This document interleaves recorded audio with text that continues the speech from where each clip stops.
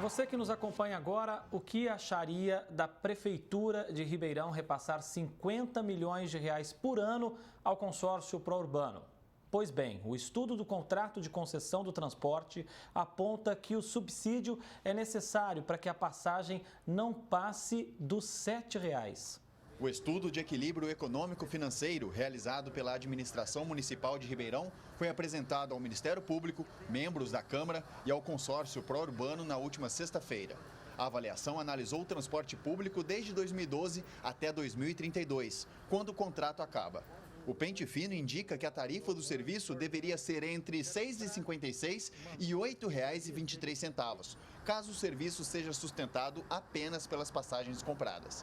A Prefeitura de Ribeirão informou que a solução é quitar o déficit do Pró-Urbano, que chega a R$ 67 milhões de reais apenas no período pós-pandemia da Covid-19. Isso vai depender de como foram feitas as negociações para os próximos 10 anos do contrato. Isso vai ser feito durante esse segundo semestre para que se torne efetivo a partir de janeiro de 2023. Acho que o mais importante dessa informação toda, desse estudo, foi esse valor que assustou a população, mas vocês garantem que não vai chegar a R$ 7,00, por exemplo. Isso, não vai chegar a R$ 7,00, não vai ser repassado para a tarifa pública esse valor. Isso significa que o sistema precisa ser custeado por meio de subsídio, para que a gente tenha um transporte público de maior qualidade. A Comissão de Transportes e as Secretarias de Governo e Justiça apontaram que a remodelação do contrato, assinado em 2012, é necessária para melhorar o transporte público.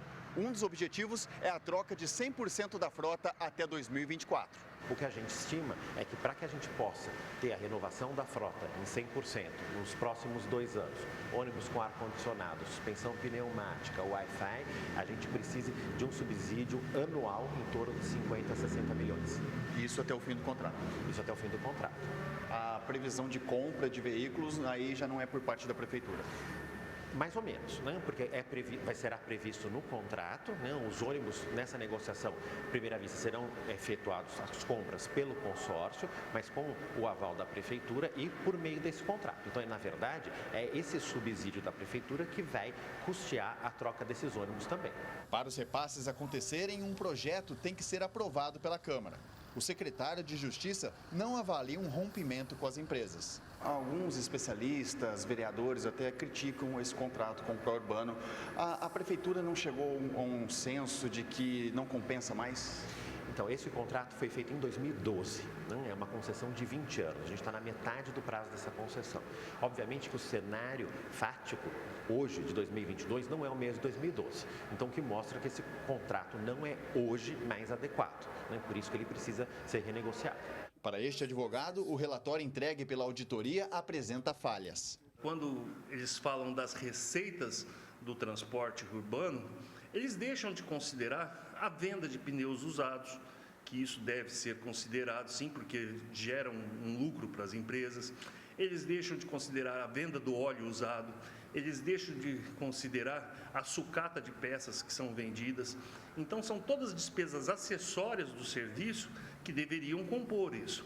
Infelizmente, parece que essa empresa contratada, ela se ateve somente à documentação e papel aceita qualquer coisa. Não seria o primeiro repasse realizado pelo Executivo ao consórcio. Em junho do ano passado, a Câmara aprovou o subsídio de 17 milhões de reais. Ao mesmo tempo, as reclamações de atrasos nas linhas ônibus velhos e aglomerações não pararam. O especialista critica a postura passiva da Prefeitura. Nos últimos anos, a gente vê uma sequência de atitudes da Prefeitura de beneficiar o transporte, não o transporte urbano, mas o consórcio Pró-Urbano. Por que isso? A pergunta que fica é essa: por que a Prefeitura não se posiciona ao lado da população? Eles estão ali como representantes do povo, não como representantes do empresariado. Contratar com o poder público, segundo esse estudo, seria, ao final do contrato, você ter todo o seu patrimônio pago, aquilo que você utilizou, e ainda ganhar dinheiro em cima. Não é assim que funciona, O dinheiro público não é dinheiro de ninguém, é dinheiro de todos. Ainda é possível evitar que os novos repasses milionários aconteçam. Eu acho que todo mundo pode questionar, todo mundo tem o dever de questionar. Os senhores vereadores, aqueles que não são os bois de presépio, que abaixam a cabeça a tudo que o Executivo fala, têm o dever de se socorrer da Justiça. O Ministério Público tem que intervir nisso seriamente, contratar realmente uma auditoria em cima do transporte público, que é o que a Câmara já deveria ter feito e disse e prometeu que faria quando autorizaram aquele repasse de 17 milhões. Os vereadores disseram que iam estudar, que iam ter os relatórios em mãos e não deram resposta à população. Então, a Câmara está se posicionando de forma omissa. Então, o socorro deve vir do Ministério Público e da Justiça. Samuel Santos para o Jornal da Clube. Em nota, o consórcio pró-urbano disse que o estudo apontou o enorme desequilíbrio que vive o transporte coletivo de Ribeirão. De acordo com a taxa contratual, o déficit já chegou a 278 milhões de reais e isso prejudicou todo o sistema, as empresas e também a população. Afirmou ainda que o consórcio precisa retomar a capacidade de investimentos, mas para isso acontecer é necessário ajustar as contas. Já a Câmara confirmou que todos os vereadores receberam esse estudo e estão analisando a situação. Garantiu que nenhum projeto desse assunto tramita na Casa de Leis nesse momento. Para falar mais sobre esse assunto, recebemos aqui no canal digital da Clube o especialista em administração pública, Matheus Delbon. Matheus, boa tarde.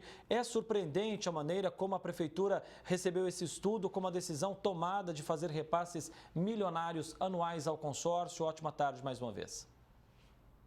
Boa tarde. É surpreendente, porque o que a gente vê é que a discussão muitas vezes está ficando só na esfera financeira, e não se discute o sistema de transporte como um todo. É evidente que o mundo mudou em 10 anos, o preço do combustível, os insumos, até a forma de utilização de transporte, surgiram os transportes por aplicativo ou outras formas. Então, buscar só o equilíbrio econômico-financeiro me parece um pouco míope, né? Talvez seja um alerta para repensar todo o sistema. Será que precisamos de ônibus desse tamanho? Será que são essas linhas as necessárias? Será que a gente não pode fazer um redesenho completo? Porque, vamos lembrar, não vamos repassar na tarifa, vai ser por subsídio, mas é dinheiro dos impostos que vão sair da mesma forma. Então, em 10 anos, aí, subsídio de 50 milhões, estamos falando de R$500 bilhão que vai deixar de ir para a saúde, para a educação, para outras áreas, para subsidiar o transporte. Então, de qualquer forma, pode não sair daquele que utiliza o transporte diretamente, mas indiretamente sai da população da mesma forma. Bem, as empresas que compõem o consórcio, elas são empresas privadas. O ideal, então, diante de um prejuízo que elas alegam, de uma dificuldade financeira, não seria procurar o mercado financeiro, os bancos, o mercado privado e não depender de dinheiro público? Sim, seria uma das soluções, ou também rescindir o contrato. Né? A gente pode ver o que aconteceu nos aeroportos. Né? Houveram concessões dos aeroportos de Viracopos e outros aeroportos, imaginando que ia haver um aumento de utilização, e as empresas viram que isso não aconteceu. Então, devolveram a concessão, e o transporte público também é uma concessão, e vai ser relicitado. Então, se a empresa entender que não é viável manter, ela pode tentar iniciar um procedimento de devolução amigável para que a prefeitura faça uma nova licitação. Mesmo porque nós estamos falando de salvar uma condição financeira de uma empresa contratada, mas está se alterando substancialmente o contrato objeto de licitação.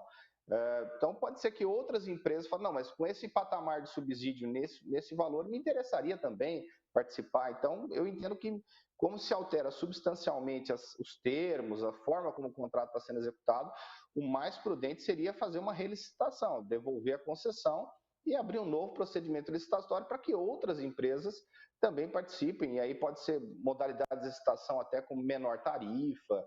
Enfim, o Poder Executivo vai ter uma certa liberdade de alterar, inclusive até a forma de remuneração. Delbon, rapidamente, por gentileza, a Câmara também poderia nesse momento fazer um estudo até para confrontar os dados? Sim, porque a Câmara tem poder fiscalizatório.